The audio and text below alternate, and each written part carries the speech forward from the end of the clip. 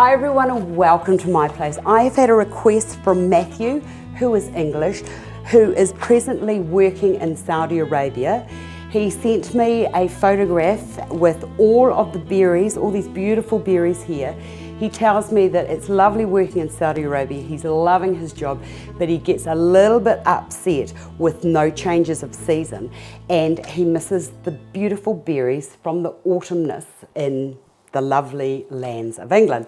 And could I please do something or see if I could find the bits and pieces that he had and do a design. He wanted something that was low for a coffee table to be viewed from all around. Well, Matthew, I will send you a Gmail to let you know when this is the clip is going to be done. It will be put up on YouTube, but I will show you what you can do. Okay, I've selected this container because it's low and it's oblong, as you can see. I love the darkness of the ceramic, and I think that the ceramic will be more in keeping with the bits and pieces we've got. Also, I've got some little terracotta pots and I've put some little artificial berries into those with just a little bit of moss around so we can incorporate those into there as well. Right, to begin, I don't want this to be too long, and well, Matthew, your table looks like it's about this length, so I think that if you're stuck and wanting to know the proportions, it's usually a third, and a third. So the flowers will go into that central third, and then it can, because of the length of the container, I can go 1.5 times longer that way, or I can keep it all compact. I can't go 1.5 times high because I would use probably a different container. So we wanted low, so that's what we're going to do. Okay, I've got some hops here. And because I'm using artificial, I'll just use the clippers to cut that. Now, if you can't, if you're having trouble knowing what to do with basing in, I'm actually cheating and I really shouldn't be using the green because the green is actually specifically designed for fresh flowers. So if you're doing it with artificial, make sure that you do use the grey. But the other thing, I have done this in earlier clips with how to base in difficult containers. What I've done is I've put wet sphagnum moss in there and I've really pushed that down. Now Matthew, if you put this in one position and it's not moving, this will be fine because that will set like concrete in due course anyway when it dries out.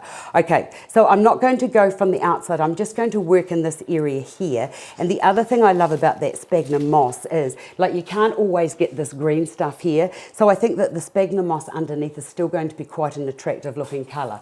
Right, from there, let's put a piece out the other side, and when I'm pushing it in, what I'm doing is, I'm not going one there and one there, because normally under the fundamentals of floristry, I've always said that you have like an imaginary line through the centre, and what you do on this side, you do on the other side. What if I had put that and that in the same line, they would have hit and I would have had a bit of trouble. So just moving them ever so slightly just means that you can wedge those right in there and get them to stay. Right, from there, I had to go to a lot of trouble to find this, but I did find it and I really love this. I think that this is really lovely stuff with that little bit of brown, and also with that brown, when you look into that and look into this there, it's sort of like as part of that same colour family. Right, with this, I'm just going to have a bit hanging out that side and cut that, and because I've got that sort of on an angle, I'm going to put that on an angle and then just push that down like so. I always win. So I quite like that it's sort of like hedgerowy, so things are up and down. Right, with this other bit, what I'll do with that is cut that, and I think, just because I can, I'm going to just put 2 bits of that out the side there.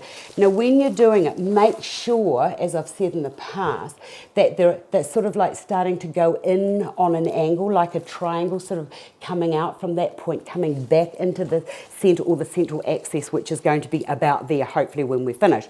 Right, I've got some lovely red berries. Cut that bit there off because I don't want that. And I like for things like this to keep it quite short.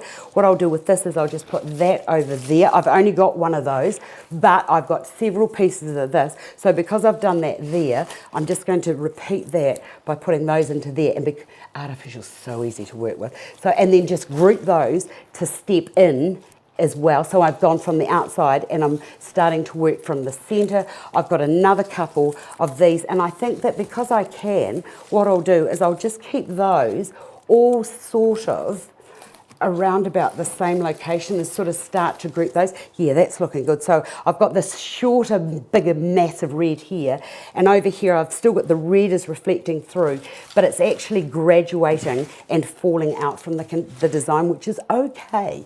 Right, I've also got this lovely berry here, which I thought was quite lovely, and because that droops, I'm going to put that over there so that that droops onto the table surface. What else have I got? I've got these bits here too. So I've got a bit going over that side, cut that quite short. So pretty much everything's all cut to the same length. So I'll put that to go there, and then I'm just going to bring that over to there so that that drips down to there. So now what's happening is you've got these beautiful colours here, and then they're all sort of like transitioning into these colours here, and with the reddy, orangey, burnty sort of browny colours, they're sort of like reflecting through into there. Right, I've got these. So with these, what I'm going to do with those is I'm going to put those over that side, taking those in, and you'll also notice that I'm slowly stepping into the centre. Now I've got this lovely cut, this one here is quite nice.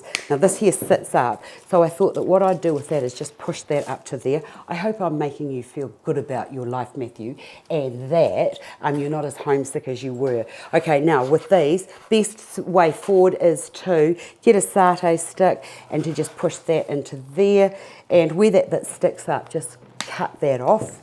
And as I said, because it's not, hopefully it's not going to be moved backwards and forwards, you should be fine here. Should have taken that label off. In fact, I will, because that's a bit slack, isn't it? Thank goodness it's stuck on the base and not the sides. Okay, so that can go to there, like that, and I'll bring that into there so that these all start to become like this lovely focal. Now with these bits that I've got here, oh, that does look nice. It's actually better than I imagined it was going to be. Right, getting these here. Now, if you're stuck again with the wiring, don't forget that the wires are actually going to go into the foam, so that's going to anchor it in because my stem's too short here. So just hold it with your thumb, and then just twist that around and down like that, and then just cut those so that they're both even. Done.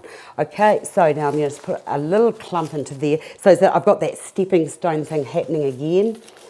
Getting these are very nice. They just remind me of little rose hips. And the great thing about working with things like rose hips is that they dry off and then they sort of slowly go brown. And that is also going to be nice looking into the container. Right, I'm going to put those down into there because I've got a little hole. When I was doing my training, those little holes were always referred to as little voids. Right, get that there, and I'll wire that one. And yeah, I do like it it's really nice having that little bit of exposed sphagnum moss down the bottom there. So that's looking covered, that's looking covered. So what I'm going to do now is I'm just going to put that there, and I'll show you in a minute what that's looking like.